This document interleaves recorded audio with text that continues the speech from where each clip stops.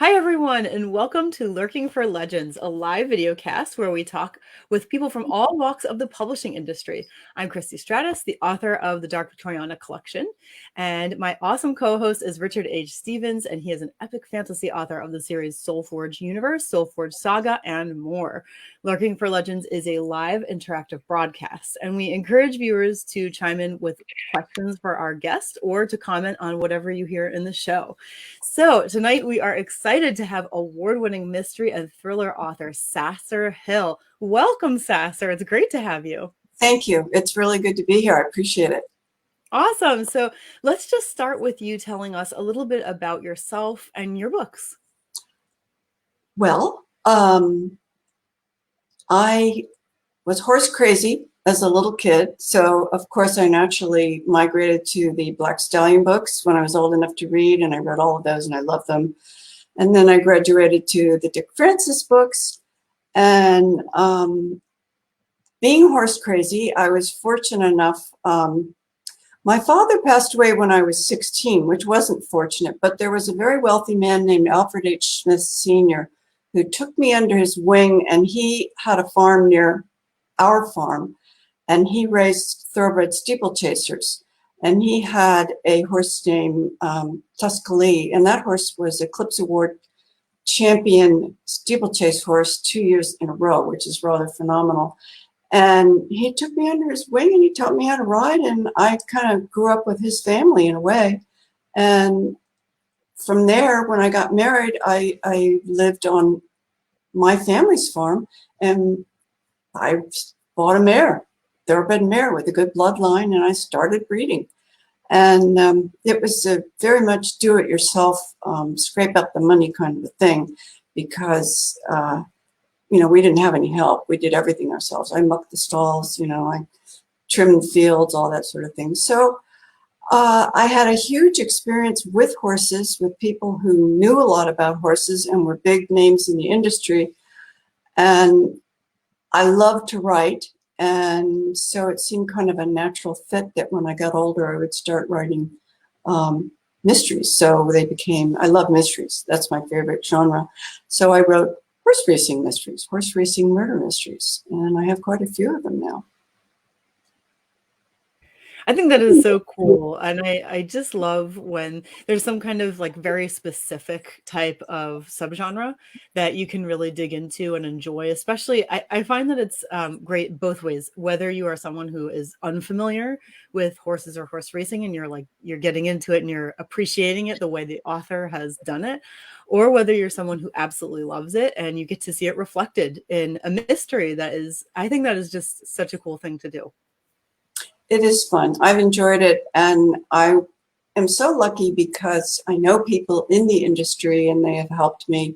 The first Fia McKee book I wrote, which is a different series than the Nikki Latrelle series, I was lucky enough to be able to fly out to California because I knew somebody in Maryland that could connect me to the man who had been the point man for the HBO series called Luck. I don't know if you remember that. It starred Dustin Hoffman and Nick Nolte, and it was canceled halfway through its first season because horses were dying. So since my books have always been associated with what's known as the TRPB, which is the Thoroughbred Racing Protection Bureau. It's a real actual bureau. Whose mission is to protect the integrity of horse racing, I thought, well, what if there was another race filmed at Santa Anita Racetrack in California? And what if Nikki, my main character, was subcontracted to protect these horses so that nothing that happened, like what happened with Luck, was to happen in this one? So that's how I framed the book in my mind. And I sent Nikki to California to protect the horses. And of course, in the first chapter, a man in the camera crew, is murdered by a sniper. And from there, the story just keeps right on going.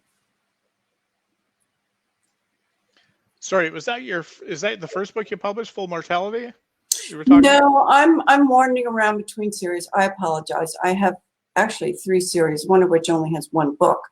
But the Nikki Latrelle series is the 5-book series, and my most recent book published in July is called Shooting Star. And that's about her going out to Hollywood to film a movie and watch over the horses. And because the main female character, who is a young girl like Nikki, is injured terribly and has a bad fall, and the movie has a schedule and they have to have somebody to act that can ride and knows what they're doing. And because Nikki's cute, they dragged her into the film and made her start to act. And they said, all you have to do is be yourself. You don't have to be anybody else, just be yourself. So it was fun. I learned a lot about Hollywood. I did a lot of research about acting and what goes on. And it made for kind of a little bit of a firecracker of a book. It's fun. It's a fun read. And how many books can we expect in the Nikki Latrelle series? Or is it kind of like it could go on for, as long as you have ideas? It'll go on for a while. I never thought I'd have 5 books because I got a new agent and she said, well, you have to write a new series if you're going to get with a publisher. So I did. I wrote a 2-book series for St. Martin's. It didn't sell as well as they had hoped. They wanted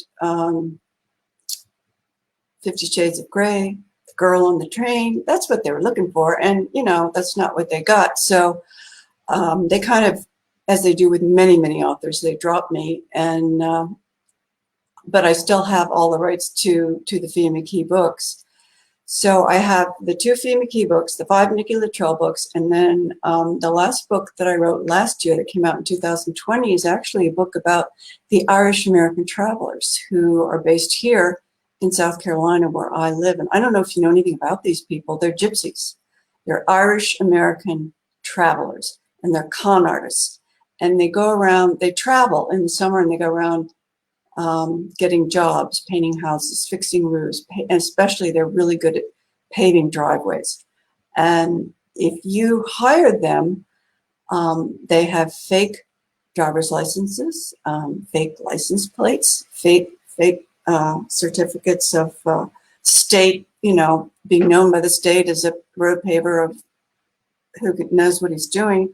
So they come and they put down this really thin little film of pavement, and then looks great, right? And then they leave. They've taken your money, and then 3 months later, the whole thing starts to crack and fall apart, and just it's a disaster.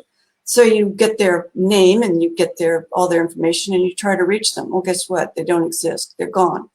So that's who these people are. And so that story is about a gal that grows up with the Irish American travelers, but she wants out. And it's a very insular, odd society. The culture is very strange. They take kids out of school in the 8th grade.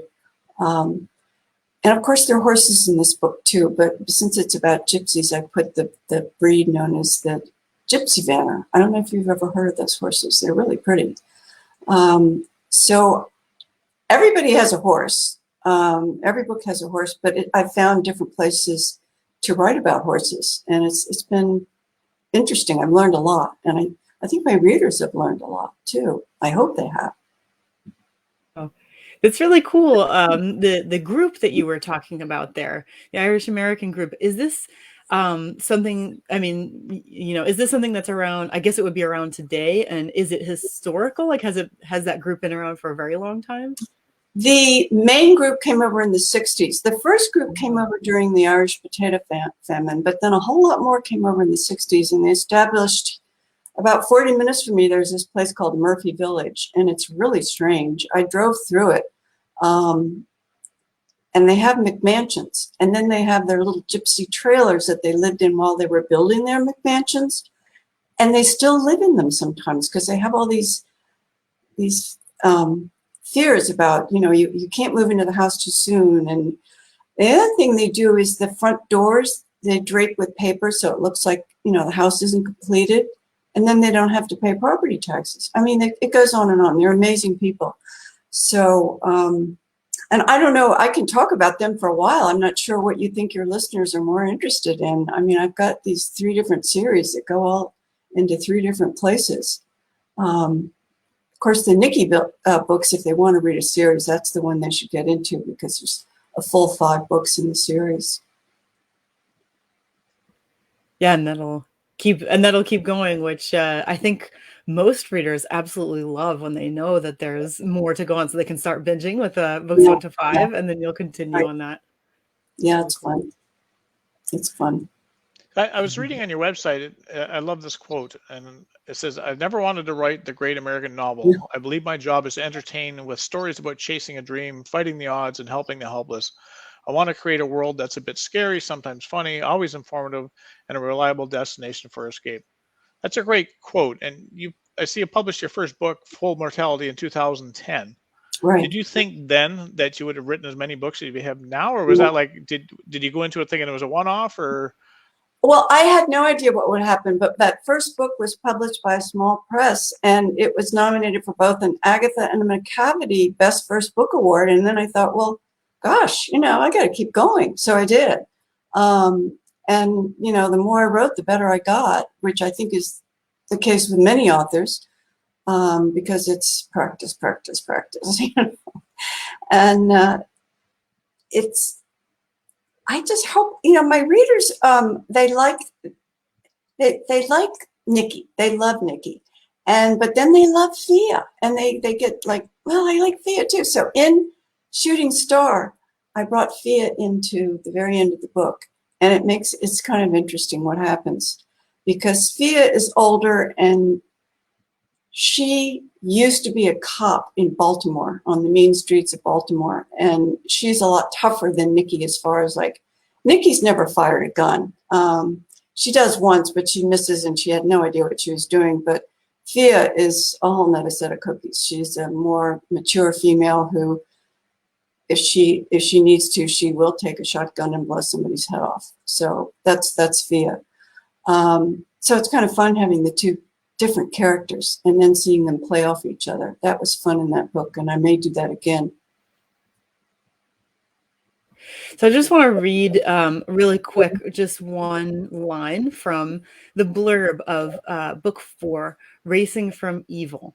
And the blurb opens with, what happens to orphaned Nikki Latrelle after she flees from her pedophile stepfather through the streets of Baltimore and climbs the razor wire fence into Pimlico racetrack. Now, I just want to say that is already packed with interest. We have, that Nikki is orphaned, and there's a major problem with her stepfather and everything. So, my point is kind of like, this isn't just a plain mystery, or even just a race horse mystery of some horse, having to do with horses.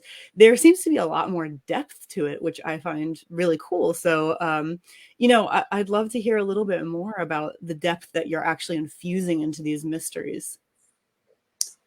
Well, I think that, I didn't lose my mother, but my father died when I was 16. So I got a sense of what it's like to suddenly be floating out there without the security you had. And when I wrote about Nikki in Baltimore, it just sent a chill through me. I said, this could have been me. This could have happened to me. No money, no ID, nothing. And she's got to survive because the police are on her trail because her stepfather, of course, he said, oh, I've got to run away. You got to help me find her. So she hides out at the racetrack, and she meets some very interesting characters. And eventually an elderly trainer takes her under his wing, which of course is very much like when Mr. Smith took me under his wing, and looks after her and makes sure that she's okay. So a lot of things that happen to me in my life are reflected in my books. I think that's true for any author.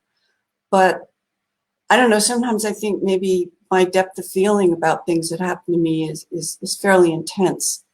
And maybe that shows through the pages in my books. I don't know. It's hard to know.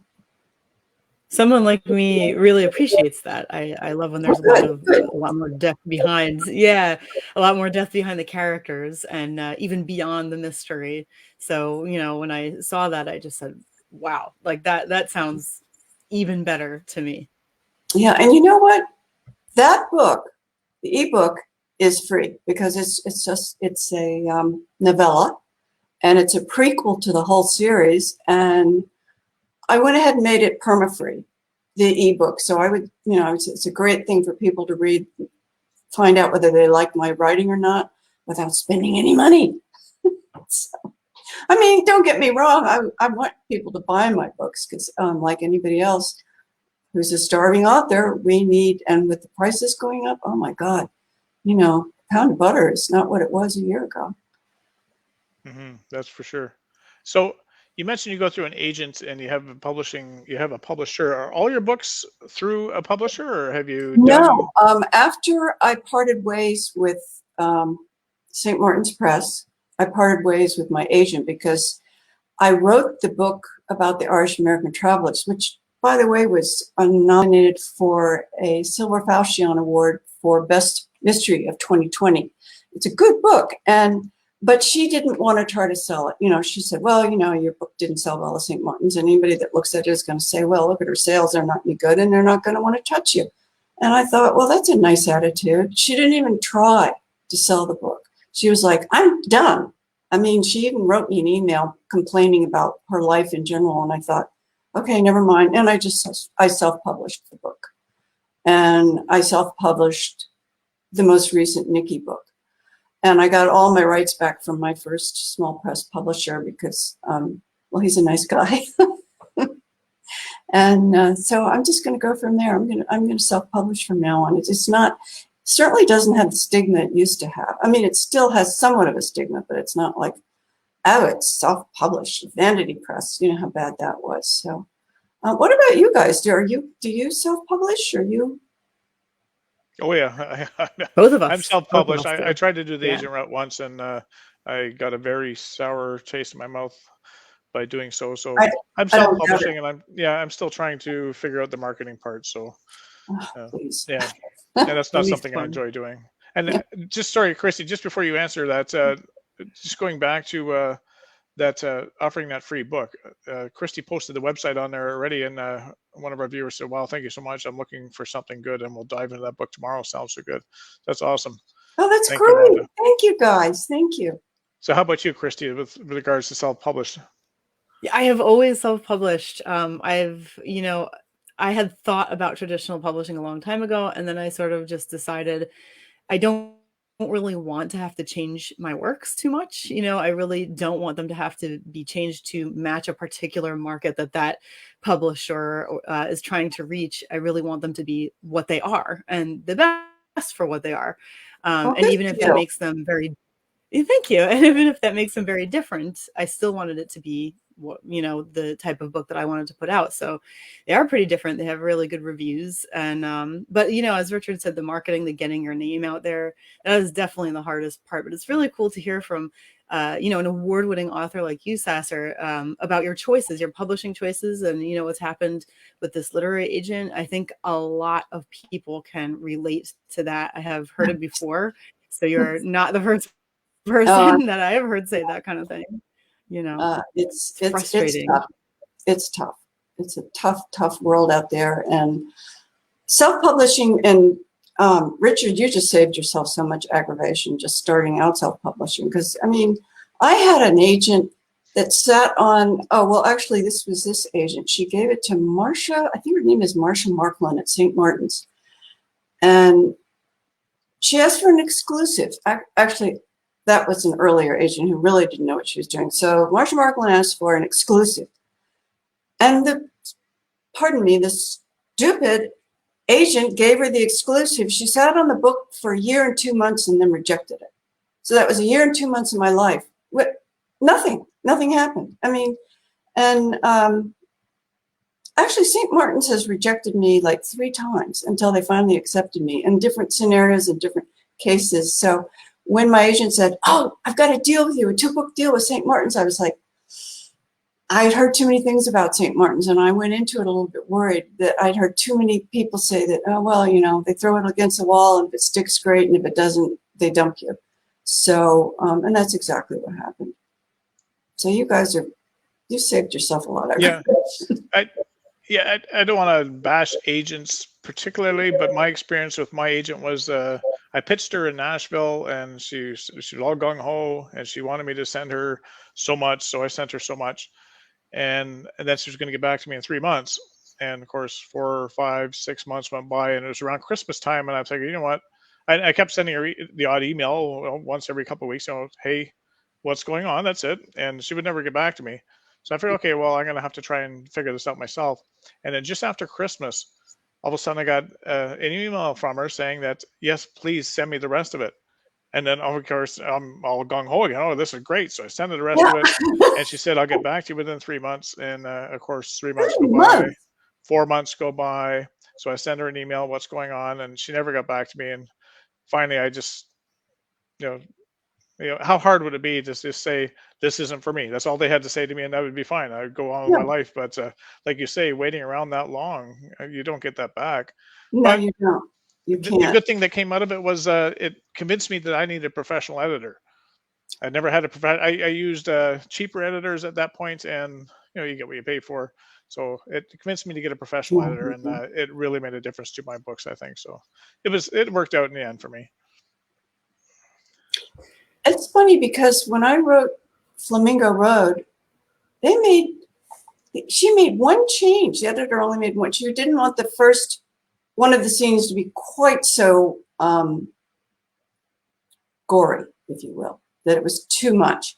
And I said, okay, fine. And that's all I did. I just eased it up a little bit. And then the whole book was published exactly as I wrote it, which amazed me because I heard so many stories about, oh, God, I fought with my editor for, we had to redo the whole book and this and that. I never had that problem with either one of those books. And now I belong to, and I think this is a good thing for anybody to do. I was invited into Mysterio Press, which is a group of gals that are all self-published, but they're an LLC, and they have their own ISBNs, and you put their imprint on your book, so it looks a little more like you're with a publisher of sorts. And we read each other's stuff. I'm a member of a critique group, but it's also very nice to have these gals look for errors, and I look for errors in their books. So, because I've never hired a professional editor, they're really expensive. That's true. Have you, what was it? I wanted to ask, since you have multiple series, I was wondering like how you decide what you're going to write next. Do you kind of plan it out like, okay, now is Nikki Latrelle, next is this series, next is this series, okay, back to Nikki Latrelle, or is it just what inspires you? It seems like it's the right thing to do. I left, when I wrote the Irish American Travelers book, I left an ending that let you know there was going to be another book. And so after I wrote the Nikki Latrelle book, I thought now it's time to go back and do that book that was promised in the last chapter. And I'm excited about doing it. I'm looking forward to writing it because, again, it's this abandonment thing that apparently I suffer. I have abandonment issues because Quinn O'Neill's mother abandoned her when she was 2 years old, just ran off and left because she, her name is Jennifer, she fell in love with this charismatic, gorgeous, handsome, wonderful Irish fellow, Patrick O'Neill. And she thought she could change him, and that he wouldn't really be a criminal. Well, of course, that didn't work out. So what Quinn is told is that when she was 2 years old, her mother just ran off. But I made it clear at the end of that first book that she's always trying to find her mother online. You know how you do, and you look here and you look there and you try all these different names. So I think maybe the book will be titled Searching for Jennifer O'Neill or something like that, so that you know exactly what you're getting. It's a quest book. That's fantastic. And I did notice that I know you're saying that one or most of your your Nikki Latrelle books have been published under a small press, but the latest one was under Mysterio Press. And I noticed that the cover, I'm sorry, what was that? No, you go ahead. Oh, I was just going to say, I noticed that the cover has the same feel to it. So I guess, for branding purposes, the publisher didn't mind that I would think they wouldn't mind, but at the same Well, time, I redid my covers because when I was with the Ah. small press, I didn't like the covers. Okay. So So they I obviously redid chose them. them, did they? I found a picture, a photograph of American Pharoah, the horse that broke the 37-year desert in Triple Crown winds when he was a 2-year-old in training. And there's this girl on him that looks just like my vision of Nikki. So I found the photographer. It was hard. He barely spoke English, but I paid him, I think it was like $200, and he gave me the rights to the photo. So I stuck it on every single book because it looks just like, girl's got hair like Nikki and all that, the chaps, and it's fun that she wears the fringe and all that. So it's for branding. Yeah, you're definitely right. It's a way of branding the books. Do you guys brand your books? Have you found a way to make them look alike if you're writing a series? Or Yeah, I write everything in the same universe, but I write them in trilogies. So I try to brand the trilogies. I probably should have, looking back, I probably should have branded the whole thing together. But I've been using different cover artists as I've been going along and as I'm learning. So it's quite the learning curve, especially when you're an independent author. And I'm realizing that branding is very important. And I'm trying to get on board with that now. But all my trilogies they're branded on their own, but they're not really branded together, other than the little logo I have on the spine. The logo counts, though. The logo can be important, especially because you have like series within a universe. So that's definitely important. For me, I like my covers are different. Like here's this one, and then here's this one. So what I would say the brand, thanks. I would say with the branding, for me, it's my name and the fonts and the color, and the font at the top is the same each time. And then I always have, for this particular collection, these little corner flourishes. They're always the same. So it's kind of more like that. So there's more flexibility in the main image. So that's kind of my branding thing. And I've been, I design my own covers for the short stories only because it's expensive to have a cover design just for a short story. So for that, I make sure I put the same name with the font and with the color. So at least it's you can tell it's connected. They're all me in case there's anyone else with my name. Yeah, no, definitely the font and the name placement, everything else is definitely brands them right there. So that's I have the same font on the cover of every single Nikki book.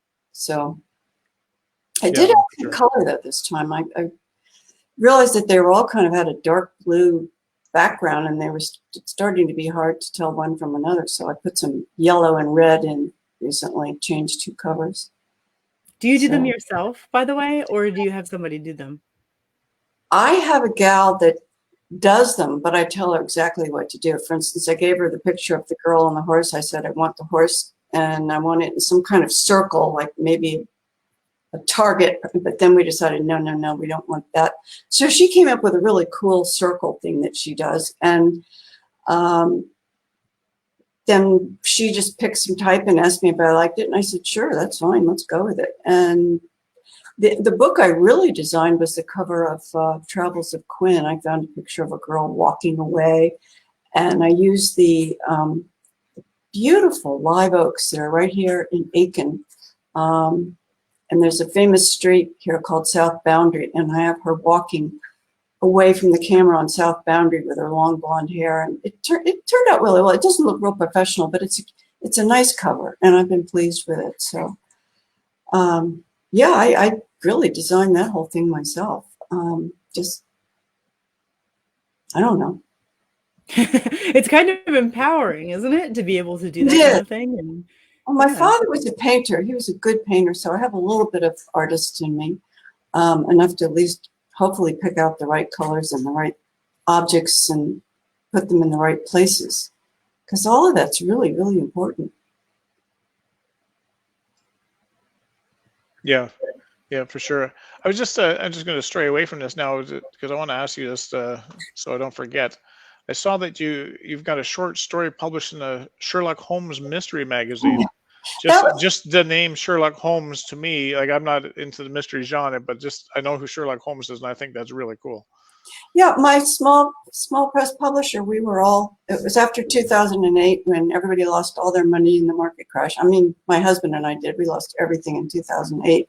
And he offered us $200 to do a pastiche, to listen to an old radio broadcast of a Sherlock Holmes story and then turn it into a short story. So I did that and I got $200, you know, and which at the time was very nice to get. So that's how I ended up with a Sherlock Holmes story. And it's actually kind of fun because it's not a bad Sherlock Holmes. It turned out fairly well. Because I read, as a child, I read the whole thing. I had one of those huge books, old books from the 1800s that had, or whenever it was, that had every single story that author Conan Doyle ever wrote, and I read the whole thing. So, you know, it's like a bicycle. If it's in the back of your brain somewhere, it helps. It comes back to you if you studied something when you were younger. So I guess that's how that worked. So your story is actually about Sherlock Holmes then? It wasn't like a story of your own? So you actually got to write Sherlock Holmes and Watson and all that? Yeah, it's from the point of view of Watson. It's from the point of view of Watson. Oh, nice. Yeah, it was fun. Yeah, I bet it would be. And I got $200. Yeah. No, but the congratulations, because that story will be there all the time. You know? That's great. Yeah, it's fun. Yeah, that is awesome. So I was wondering, in terms of your research, you know, at first I was going to ask you, like, you know, since you're very into horses anyway, you have so much experience with them. I was originally going to ask you, like, is there any research that you still have to do since you already know them so well and know so much about just everything to do with them? But then I also, you know, hearing about this Irish American group and things like that, clearly there's other research that you're doing as well. Oh, yeah. So, you know, I was wondering, you know, how much research do you typically do for a book? And I guess, like, what's maybe your most favorite thing that you've had to research so far, most interesting to you or even most difficult? Frog juice, which is the slang term for a drug called dimorphin, which I used in the first Fia McKee novel, which is called Flamingo Road. And in Arkansas, I'm trying to remember Oklahoma Park, they were using this. They found out that these people were using frog juice to kill pain. It's 100 times stronger than morphine. And at the time it was untraceable. And they were giving to these horses, and horses that were sore or whatever, they would run them and they'd break down. It was horrible. So, because there are a few trainers that are just criminal. I mean, they're just horrible people. Most of them are great people, but they're, you know, just like anything in life, you've got your bad people. So researching that was great. And I ended up getting in touch with the pharmacist at Oklahoma State University. And he was the guy who had tested and was the first guy to find a test that was positive for dimorphin. And I talked to him, and he was great. He was a funny guy. And that was some of the most fun research I've ever done. We started talking, and then the next thing I knew, we were talking about the show Breaking Bad, and we both loved it, and we watched it, and, you know, binged it.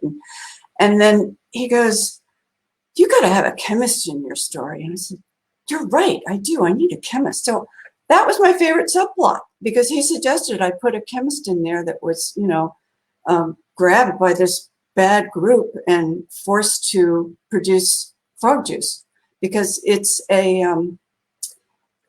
enzymes off the back of South American tree toad.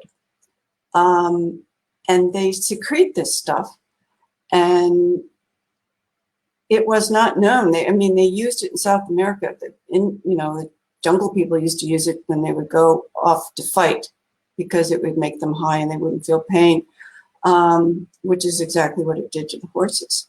So it was fun to talk to him, and I got so much research through him and other people. A trainer I knew out in California said, "Oh yeah, they were using it." And I talked to him about it.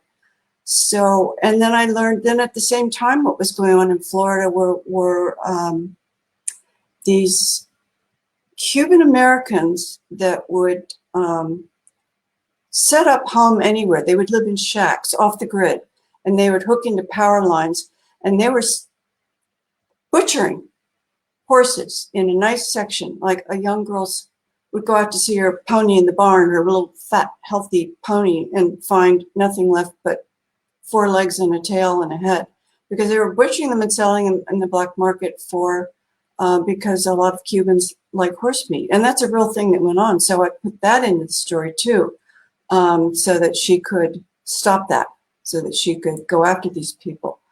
So I do try to layer my stories with a lot of different things going on,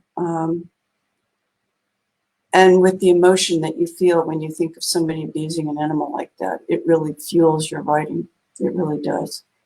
So that's, I would say that's a lot of what drives me is loving horses and enjoying people and their different personalities and quirks. And, you know, and I always put like somebody who might have a drinking problem in the book, and somebody else who, you know, might have post-traumatic stress syndrome, but it's never a major part of the book. It's just a character who figures into the plot.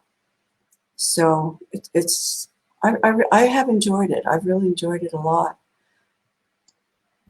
Do you go ahead? Were you going to say something? Well, I was going to say I do have a wonderful story to tell you about the Irish American Travelers. Is that yes? Everybody said, do not go to Murphy Village. You cannot go in there. They will run you out. They will all surround your car. You can't go in there because it's like an enclave and there's only one way in and one way out. And being a writer and being, you know, somebody who used to race steeplechase horses and ridiculously, stupidly, foolishly brave, I had my husband drive me right into Murphy Village. And there were all these big McMansions and there were trailers in the back, and it was just the way they described it, and I was absolutely astounded. But I was mostly astounded because nobody bothered us, and I thought, well, those stupid people that told us, you know, that everybody would come after us, they had no idea what they were talking about. Well, the next morning I got up and my husband said, you better get in here and read the newspaper. So I went into the kitchen and I read the newspaper, and it said 32 Irish American travelers arrested for, oh God, all kinds of graft and insurance fraud and racketeering and everything else the day before, the day I went there. That morning they had busted into their homes and arrested them and dragged them all off. And no wonder nobody bothered me when I went there. They were all in jail. I mean, what are the chances of that happening? It just seems so odd to me. The coincidence to me is amazing. And then those people, they all pled guilty because, you know, when the feds, and it was the FBI and DEA that picked them up, and, you know, they get a steel-bound case. They don't arrest until they got you in something where you can't get out of. So they all had to plead guilty and take whatever fines, and jail time was coming their way. And I folded that right into the story. That happens during the story. So that is really fascinating. What an experience! Oh my goodness. You know, I mean, what are the chances? You know, that's one of my favorite expressions. What are the chances? I'm just curious. You call them McMansions, and I keep thinking McDonald's as soon as I hear that. What's with the McMansion? Is there significance to that, or is that just a fun way to say it? Very tacky, overly grand houses they build, and they're shoulder to shoulder, and there's no pretty landscaping, and they just build these big houses. I have a video of when I drove through there, and it's actually on my YouTube page. You could see it. I'll have to check it out. Yeah. The day I drove through there, and I'm just driving along, having a good time. I mean, I was lucky. It was just serendipity. You know, it was amazing. So it worked out. So we were talking about your McDonald's. I'm gonna have to go to the drive-through once we hang up here. I want fries. No, I want fries. No, we're talking about Sherlock Holmes, and so Wanda was asking, where can we find that story now? Oh, it's on you just go to my website, sasserhill.com. All my books are listed, or Yeah, I mean, and then it'll tell you where to get it. All my short stories are listed, everything. I've got a number of short stories, and so it's all up on my website. You can find it all, everything. And I have all these nice, cute little red buttons that, you know, say Amazon, Kobo, Apple, and you can click on whichever one you want and go right to the page and buy it. And that's only 99 cents because it's a short story. Oh, that's great. You can't ask for more than 99 cents. That's great. So, sorry, you might have mentioned this earlier, but what's new? What's coming up next in Sasscer Hill's universe? I did mention it. I'm going to do the story about searching for Jennifer O'Neill, Quinn O'Neill's Right. Irish American traveler. Well, actually, she wasn't an Irish American traveler. She was an outsider, which is why she ran away. So that's my next book. And then do you have a timeline for that one yet, or is that still not? I do the best I can. That's you know, indefinite. I'm not one of those people who says, "Oh, I can write a book a year." I can't. So it's not imminent. Well, I already started it. I've written the first page, and I've got a title pretty much, and then that's really what you need when keep going. But then, of course, I got hooked up with Nikki, who is, you know, my publicist, and I have been so busy talking to people like you guys. It's been wonderful, but I haven't written a word because there was like urban literature, urban lit, and urban legends, and all these different names, and I would get so confused about what's next. Who am I supposed to be talking to today, and what do I need? And I mean, and I'm not used to all that, so that's really cut into my time. But it's becoming a lot more familiar to me now, and much easier to do. Except for I couldn't find myself tonight. Well, that happens. So, is there anything else you'd like to add before we wrap up? I guess I would just say that the reason that I write about horse racing is because it's a little micro world. I often say, look at the winner's circle and look at who's in there. There's the jockey, and did you see him make the sign of the cross before he got on the horse to go 40 miles an hour, you know, on a 1,000-pound horse? And did you see the owner who's like really nervous, and they could be rich, or they could be a white-collar criminal, they could be anything. And did you see the trainer? And maybe he's given the horse drugs, and maybe he's an evil person, or maybe he's a wonderful person. And then there's a groom who's living hand to mouth. And the real star is the horse, who, because I've raced horses and I know what they're capable of, who, even though maybe they're sore, they're not drugged up, but they're sore, but they run anyway, and they run their heart out for you if you treat them right. I think one of my themes is you get what you give. And if you treat them right, they'll run their hearts out for you, and you will see them dig in and just dig as they get towards the wire and get that nose just out in front and get the win. And that, to me, is just amazing. They're just the most amazing animals, and they thrill me. So that comes through my pages too. That's wonderful. I love that. Thank you for joining us tonight. So Thanks just for before we having me. leave, yeah, no, you're most welcome. Just before I leave, I just wondered if there's anything new in the Christie stratosphere. At the moment, I don't have a whole lot new going on. I will be working on the next episode of Grimoire Society of Dark Acts, my historical fantasy on Kindle novella, tomorrow. So episode 11 should be up this week. I'm very excited about that. It's taken me a little longer than I wanted, but that's okay. You know, these things happen. So you can definitely look forward to it this week. So I guess that's pretty much what's new over here. How about with you, Richard? Yeah, what's going on with Richard? No, I just I'm formatting my 150,000 word book that's going to release. I'm hoping November 20th.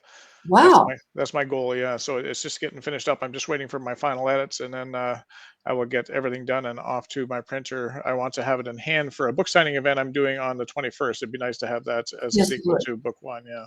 So that's my goal, and we'll see if we hit it. And I was just telling Christopher went on, I got some chapter header art. I've never had that in my books before, and I've always wanted that. So I spent a whole day inserting that in my book, and it looks wonderful. So all these new exciting things we can do. As a self-published author, I have total control over that. So that's kind of nice.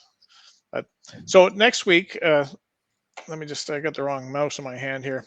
So I'm real looking forward to next week's guest. Dark fantasy and paranormal author Laura Deleo is the author of 5 books, best known for her storytelling of the Vampire Persuasion. Her most recent work, The Vampire Within, is the 3rd book in her Immortal Kiss series. And a neat thing about Laura is she's the founder of a Facebook group called the Book Hangout Spot. Oh, If you're cool. not a member of the Book Hangout Spot and you're either an author or a reader, you need to be a member of that book group. It is very well moderated.